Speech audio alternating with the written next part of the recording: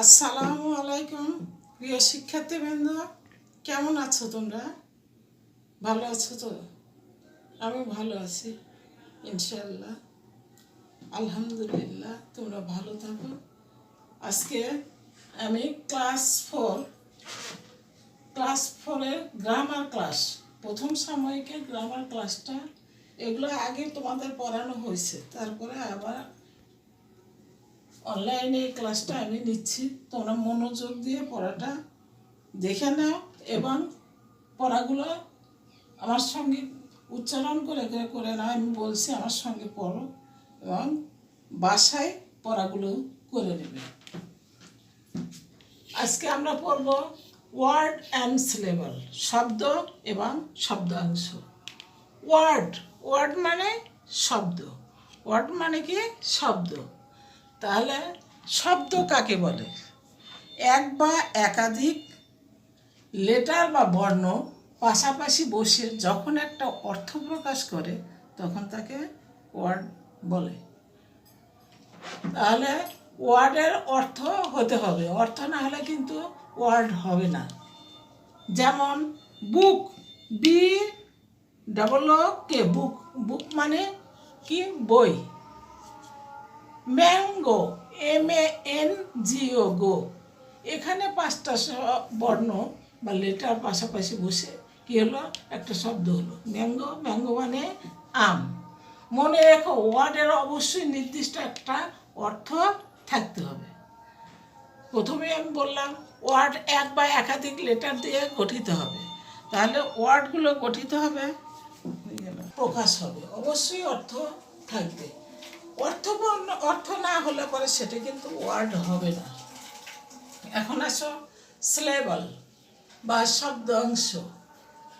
ওয়ার্ডের যতটুকু অংশ একবারে উচ্চারণ করা হয় ততটুকু অংশকেই এক একটি সিলেবল বা শব্দাংশ বলে। ওয়ার্ডের যতটুকু অংশ একবারে উচ্চারণ করা হয় তার প্রতিটি অংশকে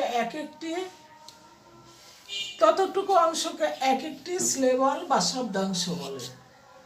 ওয়ার্ডে কয়টি সিলেবল আছে তার উপর ভিত্তি করে ওয়ার্ডকে প্রধানত 4 ভাগে ভাগ করা হয়েছে। যেমন মনোসিলেবল, ডাইসিলেবল, ট্রাইসিলেবল, পলিসিলেবল। তাহলে মনোসিলেবল কাকে বলে? যে সকল ওয়ার্ডের একটি মাত্র সিলেবল আছে তাকে মনোসিলেবল বলে। আর যে সকল ওয়ার্ডের একটি মাত্র শব্দের অংশ আছে তাকে বলে মনোসিলেবল। যেমন পেন, ম্যান, কাউ ইত্যাদি। ডাইসিলেবল, যে সকল ওয়ার্ডে 2টি সিলেবল থাকে তাদেরকে ডাইসিলেবল বলে। যেমন মাদার, MO, মা, ম প্লাস THER, দার, মাদার। এই যে মাদারকে ভাঙানো হয়েছে, সিস্টারকে ভাঙে দেখানো হয়েছে, 2টা অংশ যুক্ত হয়ে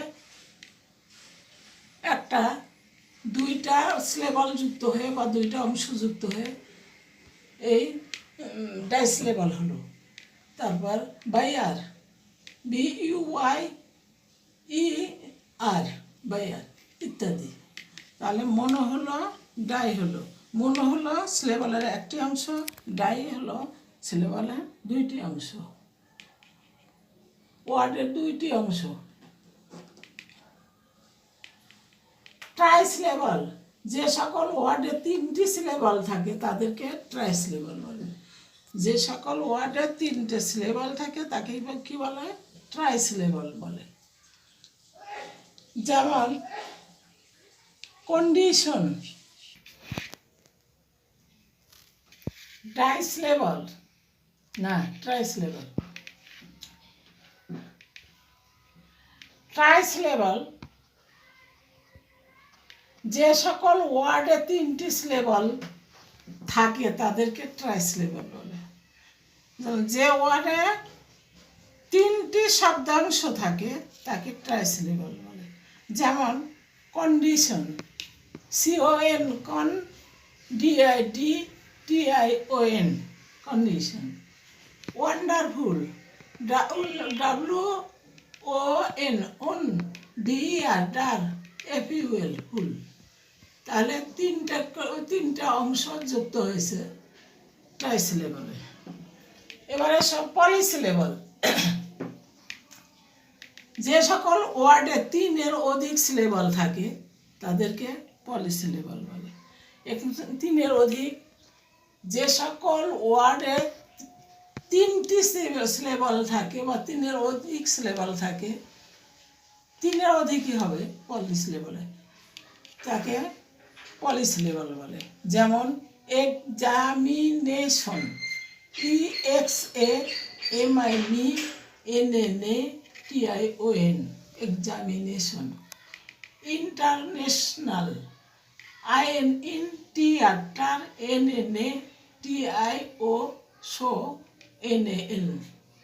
ইন্টারন্যাশনাল।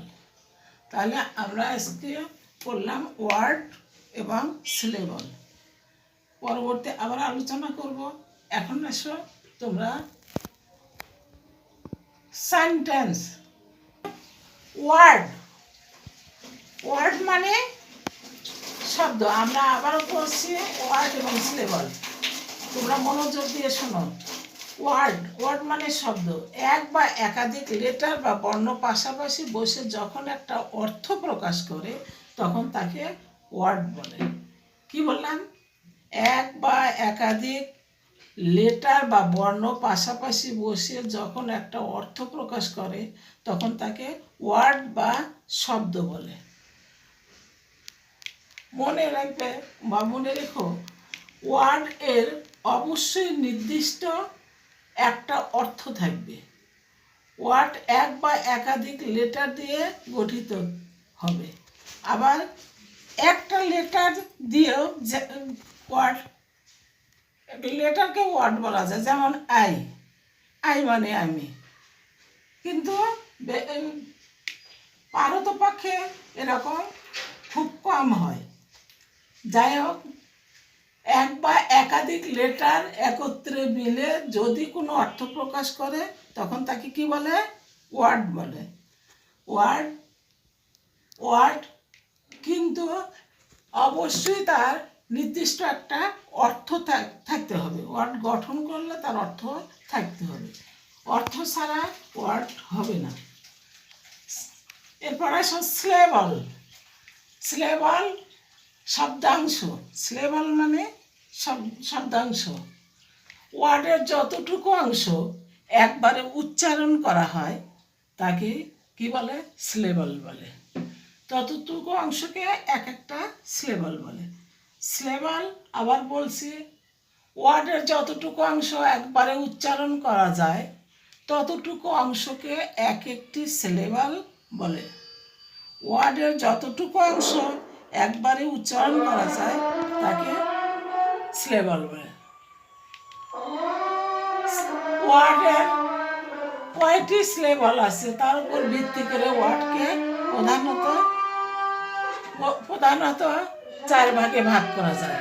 যেমন মনোসিলেবল, ডাইসিলেবল, ট্রাইসিলেবল, পলিসিলেবল।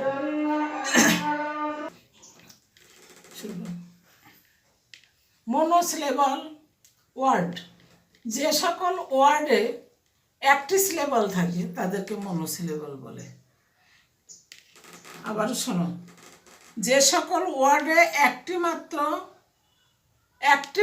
সিলেবল থাকে তাদের মনোসিলেবল বলে। যেমন পেন, ম্যান, ক্যাট ইত্যাদি।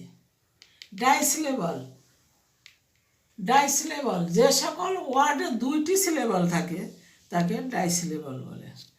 কি বললাম? যে সকল ওয়ার্ডে 2টি সিলেবল থাকে তাকে ডাইসিলেবল বলে। যেমন mother, MOTHER, MOTHER, sister, SISTER, sister, buyer, BUYER, buyer ইত্যাদি। ট্রাইসিলেবল, যে সকল ওয়ার্ডে 3টি সিলেবল থাকে তাদেরকে ট্রাইসিলেবল বলে। যেমন condition, CON, CON, DIDTION, condition. Wonderful, WON, on, dear, der, F U L, ful, wonderful. Trisyllable গেল। এখন আসো পলিসিলেবল। যে সকল ওয়ার্ডে 3-এর অধিক সিলেবল থাকে তাকে ট্রাইসিলেবল বলে। যে সকল ওয়ার্ডে 3-এর অধিক সিলেবল থাকে তাকে ট্রাইসিলেবল বলে। যেমন examination, EXA, এক্সা, MINENATION, examination. International, INTER, NATIONAL, international গেল ট্রাইসিলেবল। তাহলে ট্রাইসিলেবল কি?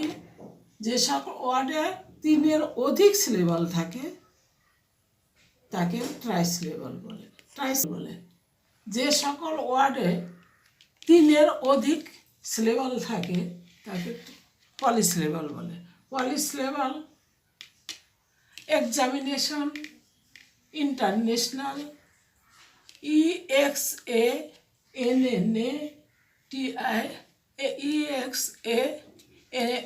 MINENATION,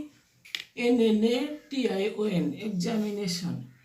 international, INTER, international. তাহলে আমরা বললাম যে ওয়ার্ড এবং সিলেবল জানলাম। এরপরে আমরা জানব সেন্টেন্স, বাক্য, কাইন্ডস অফ সেন্টেন্স, বাক্যের প্রকারভেদ। এখন সেন্টেন্স, বাক্য। বাক্য কাকে বলে? এক বা একাধিক ওয়ার্ড পাশাপাশি বসে যখন বক্তার মনের ভাব সম্পূর্ণরূপে প্রকাশ করে তখন তাকে সেন্টেন্স বা বাক্য বলে।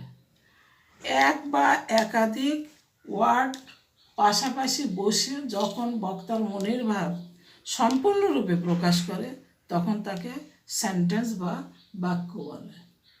সেন্টেন্সের অংশ 2টি অংশ, সাবজেক্ট অ্যান্ড প্রেডিকেট।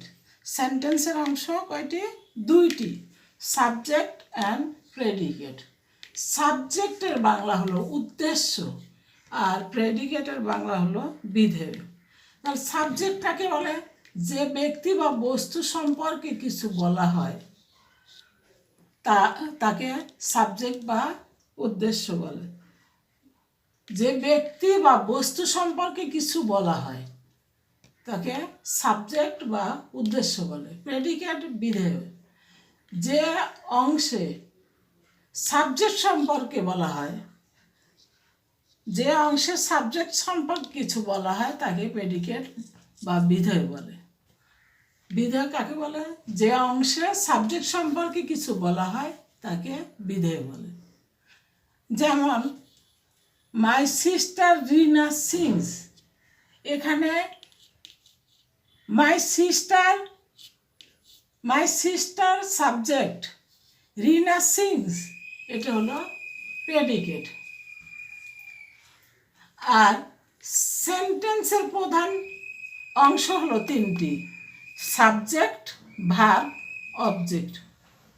সেন্টেন্সের অংশ হলো 3টি, সাবজেক্ট, ভার্ব, অবজেক্ট।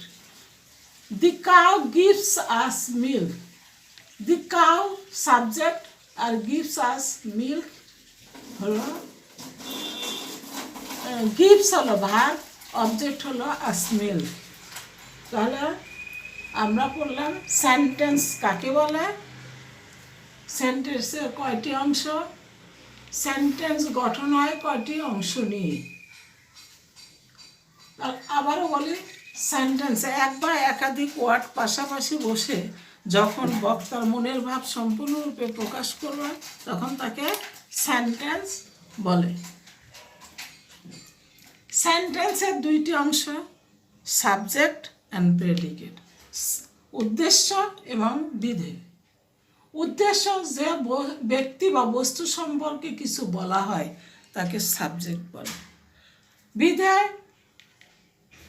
যার সম্পর্কে কিছু বলা, সাবজেক্ট সম্পর্কে যা বলা হয়, যা কিছু বলা হয় তাকে প্রেডিকেট বলে। যেমন মাই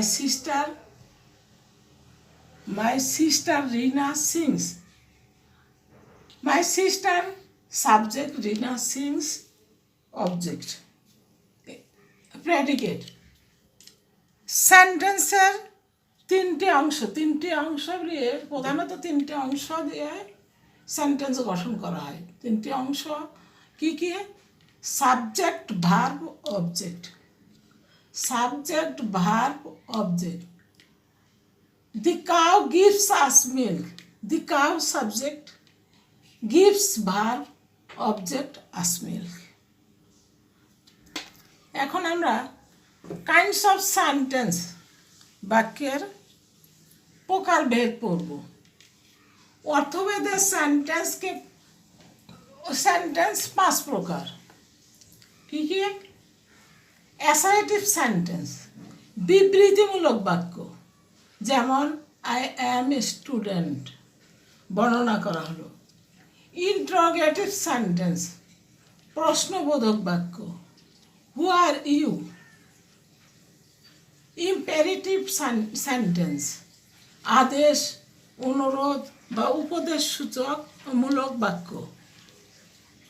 ডু দ্য ওয়ার্ক, আদেশ। অপটেটিভ সেন্টেন্স, ইচ্ছাসূচক বা প্রার্থনাসূচক বাক্য। May God help you. Exclamatory sentence, আবেগ বা বিস্ময়সূচক বাক্য। Alas, I am undone. তাহলে সেন্টেন্স কয় প্রকার? 5 প্রকার। 5 প্রকার সেন্টেন্স কি কি, এবং একটি করে উদাহরণ সহ আমি বলছি। প্রশ্ন এই ধরনের থাকবে, সেন্টেন্স কাকে বলে, সেন্টেন্স কত প্রকার, কি কি, প্রত্যেক প্রকারে একটি করে উদাহরণ দাও। তাহলে আমরা আবার সেন্টেন্সটা কত প্রকার কি কি জানি। অ্যাসার্টিভ সেন্টেন্স, বিবৃতিমূলক বাক্য, যেমন আই এম এ স্টুডেন্ট, বর্ণনা করলো আমি একজন ছাত্র। ইন্টারোগেটিভ সেন্টেন্স, প্রশ্নবোধক বাক্য, যেমন হু আর ইউ, তুমি কে, প্রশ্ন করা হয়েছে, এখানে প্রশ্নবোধক চিহ্ন। ইম্পেরেটিভ সেন্টেন্স, আদেশ, অনুরোধ বা উপদেশমূলক বাক্য। ডু দ্য ওয়ার্ক, কাজটি করো, এখানে আদেশ করা হয়েছে, এই প্রশ্নে সেন্টেন্সে আদেশ করা হয়েছে। অপটেটিভ সেন্টেন্স, ইচ্ছাবোধক বা প্রার্থনামূলক বাক্য। মে গড হেল্প ইউ, হে আল্লাহ আমাকে সাহায্য করো। এক্সক্লেমেটরি সেন্টেন্স, আবেগ বা বিস্ময়সূচক বাক্য।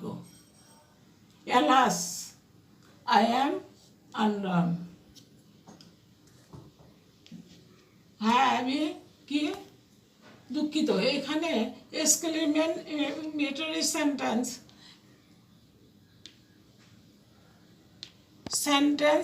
এর বাংলা আবেগ বা বিস্ময়সূচক বাক্য। অ্যালাস, আই অ্যাম আনডন, উদাহরণ। তাহলে এখানে সেন্টেন্স কাকে বলে আমি আবার আলোচনা করছি। সেন্টেন্স বাক্য, এক বা একাধিক ওয়ার্ড পাশাপাশি বসে যখন একটা অর্থ প্রকাশ করে তখন তাকে সেন্টেন্স বা বাক্য বলে। এক বা একাধিক ওয়ার্ড পাশাপাশি বসে যখন একটা অর্থ প্রকাশ করে তখন তাকে সেন্টেন্স বা বাক্য বলে। সেন্টেন্সের 2টি অংশ, সাবজেক্ট অ্যান্ড প্রেডিকেট, উদ্দেশ্য এবং বিধেয়। সাবজেক্ট, যে ব্যক্তি বা বস্তু সম্পর্কে কিছু বলা হয় তাকে সাবজেক্ট বা উদ্দেশ্য বলে। তাহলে সাবজেক্ট কাকে বলে? যে ব্যক্তি বা বস্তু সম্পর্কে কিছু বলা হয় তাকে সাবজেক্ট বা উদ্দেশ্য বলে। প্রেডিকেট, উদ্দেশ্য, যে ব্যক্তি বা বস্তু সম্পর্কে যে অংশে সাবজেক্ট সম্পর্কে কিছু বলা হয় তাকে প্রেডিকেট বলে। প্রেডিকেট কাকে বলে? যে অংশে সাবজেক্ট সম্পর্কে কিছু বলা হয় তাকে প্রেডিকেট বলে। যেমন মাই সিস্টার রিনা সিংস, আমার বোন রিনা গান গায়, তাহলে মাই সিস্টার সাবজেক্ট আর রিনা সিংস প্রেডিকেট। সাবজেক্ট সম্পর্কেই বলা হয়েছে যে আমার বোন কী করে, গান গায়। সেন্টেন্সের অংশ তিনটে অংশ ছাড়া সেন্টেন্স গঠন হয় না। কি কি? Subject, verb, object. এখানে এক্সাম্পল দেই, দি cow gives us milk. The cow subject, gives verb, object us milk. তাহলে সেন্টেন্স কাকে বলে? সেন্টেন্সের কয়টি অংশ? সেন্টেন্স প্রধানত কয়টা অংশ নিয়ে গঠিত হয় আলোচনা করা হলো। তোমরা বুঝতে পারছো তো আমার কথা, তাই না? আচ্ছা, এখন আমরা কাইন্ডস অফ সেন্টেন্স সম্পর্কে বলবো। অর্থভেদে সেন্টেন্সকে 5 ভাগে ভাগ করা হয়েছে। প্রথম, অ্যাসারেটিভ সেন্টেন্স। অ্যাসার্টিভ সেন্টেন্স বিবৃতিমূলক বাক্য। অ্যাসার্টিভ সেন্টেন্স বিবৃতিমূলক বাক্য, যেমন আই এম এ স্টুডেন্ট, আমি হই একজন ছাত্র। এটা বর্ণনা করা হলো যে আমি হই একজন ছাত্র। ইন্টারোগেটিভ সেন্টেন্স প্রশ্নবোধক বাক্য। Who are you, what is your name, what class do you reading ইত্যাদি ইন্টারোগেটিভ সেন্টেন্স। ইম্পারেটিভ সেন্টেন্স আদেশ, অনুরোধ বা উপদেশ সূচক বাক্য। Do the work, do the work, কাজটি করো, আদেশ। এখানে অপটেটিভ সেন্টেন্স ইচ্ছাবোধক বা প্রার্থনা সূচক বাক্য। May God help you, Allah আমাকে সাহায্য করো। এক্সক্লেমেটরি সেন্টেন্স আবেগ বা বিস্ময়সূচক বাক্য। Alas, I am undone. তাহলে অ্যাসার্টিভ সেন্টেন্স উচ্চারণ ভাগ করো, সিলেবল এরকম সিলেবল ভাগ করে করে তোমরা উচ্চারণ করে। S S AC R ser TIV, assertive. S S AC R ser TIV, assertive sentence. SENTENC sentence. Interrogative sentence INTERROGATIV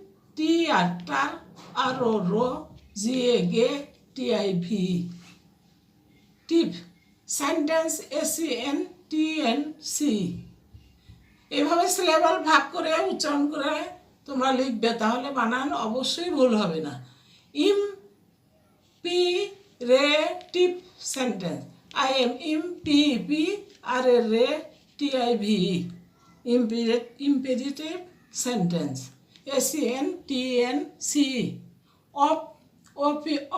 OPTATIV optative sentence. Exclamatory sentence, এটা তাহলে কোন polysyllable? EXXCLA cla MMATORY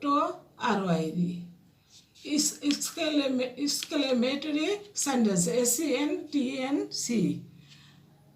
syllable ভাগ করে করে শব্দগুলো অবশ্যই উচ্চারণ করে লিখবে, তাহলে তোমাদের বানানো ভুল হবে না, উচ্চারণেও ভুল হবে না। এখন আমরা পড়লাম ওয়ার্ড অ্যান্ড সিলেবল।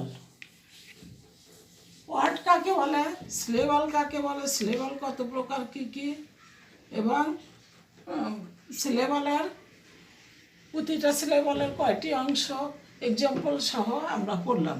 তারপর সেন্টেন্স কাকে বলে, সেন্টেন্স কত প্রকার কী কী, সেন্টেন্স প্রধানত কয়টি, সেন্টেন্সের প্রধানত কয়টি অংশ কী কী, তারপর সেন্টেন্স কয় প্রকার কী কী, উদাহরণ সহ লিখো।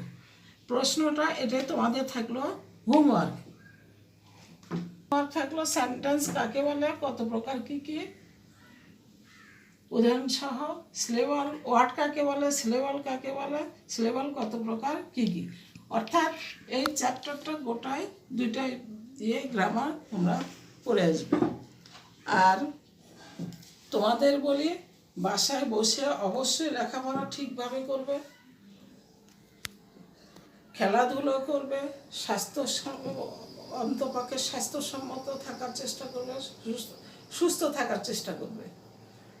আর বাহিরে পারতপক্ষে তোমরা বাহিরে যাবে না, বাসায় থেকে তোমরা পড়াশোনা, খেলাধুলা, টিভিতে শিক্ষামূলক অনুষ্ঠানগুলো দেখবে, বাবা মার কথা শুনবে, দুষ্টমি করবে না, ভালো লক্ষ্মী ছেলে মেয়ের মতো তোমরা থাকবে। বাসার পরিবেশ থেকে কিন্তু তোমাকে একটা সুন্দর সুস্থ জীবন গড়ে তুলতে হবে। এখন বাহিরে আসা যাচ্ছে না, বাহিরে যদিও আসো তোমরা অবশ্যই মাস্ক ব্যবহার করবে এবং তোমরা নিরাপদ দূরত্ব বজায় রেখে চলবে। বাসায় ফিরে ভালো করে ডিটারজেন্ট সাবান কিংবা হ্যান্ড ওয়াশ দিয়ে ভালো করে 20 মিনিট হাতটা ধোবে। আর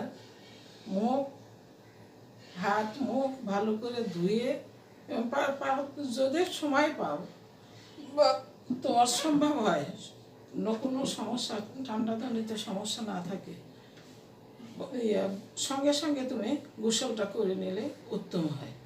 যাক, তোমরা ভালো থাকো, সুস্থ থাকো। আবার আমরা একসঙ্গে সুন্দরভাবে প্রতিষ্ঠানে আসব, তোমাদের নিয়ে আনন্দ করব, তোমাদের জ্ঞানের পরিধি আরও বাড়ানোর চেষ্টা করব, তোমরা আমাদের সহযোগিতা করবে। খোদা হাফেজ। আজকে এই পর্যন্ত শেষ করলাম। তোমরা অবশ্যই বাসায় লেখাপড়া করো।